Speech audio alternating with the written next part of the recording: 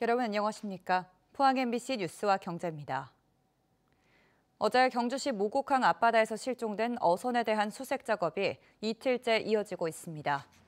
포항해경은 경비함정 8척과 구조대 1척, 항공기 1대, 인력 40여 명을 투입해 해상과 육상 수색 작업을 이어가고 있다고 밝혔습니다. 앞서 어제 오후 12시 56분쯤 경주시 모곡항 남동쪽 2km 해상에서 70대 선장 1명이 타고 있던 1.48톤 어선이 실종돼 해경이 수색에 나섰습니다. 어제 오후 4시 30분쯤 포항시 죽장면 2마리의 한 도로를 달리던 1톤 트럭이 도로 옆 배수로로 넘어졌습니다. 이 사고로 70대 운전자가 심정지 상태로 구조돼 병원으로 옮겨졌지만 숨졌습니다. 경찰은 차량 블랙박스 등을 바탕으로 정확한 사고 경위를 조사하고 있습니다. 국민의힘 김문수 후보 지원 유세에 나선 한동훈 전 국민의힘 대표가 오늘 대구 서문시장을 찾아 지지를 호소했습니다. 한 전 대표는 대선 후보 경선이 펼쳐졌을 때도 여러 차례 서문시장을 찾았는데 보수 결집을 위해 다시 시장을 방문해 상인과 지지자들을 향해 김 후보의 힘을 모아달라고 호소했습니다. 한편 한 전 대표는 오늘 자신의 SNS에 국민의힘은 윤어게인, 자통당, 부정선거 음모론자들과 손잡으면 안 된다며 국민의힘이 자멸하는 지름길이라는 글을 올렸습니다. 이는 윤석열 전 대통령이 오늘 아침 서울 동대문의 한 극장에서 열린 다큐멘터리 영화 부정선거 신의 작품인가 시사회에 참석한 것에 대한 지적이란 해석이 나오고 있습니다. 이재명 대통령 후보 직속 기후위기 대응위원회 유성창 부위원장은 오늘 포항시청에서 기자회견을 열어 수소 환원제철소 건립에 정부 재정 지원을 제안했습니다.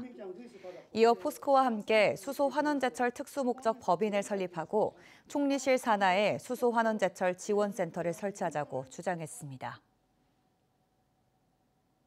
경상북도가 영덕군 시노펙스와 함께 산불 피해지의 탄소 중립숲을 조성하는 업무 협약을 맺었습니다.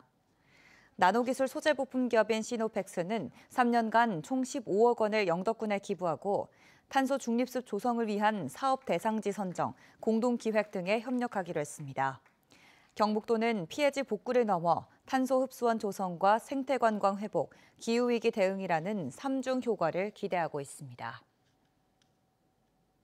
포항시는 다음 달 7일 포항 실내체육관에서 전국 43개 대학이 참가하는 대학 진학박람회를 개최합니다.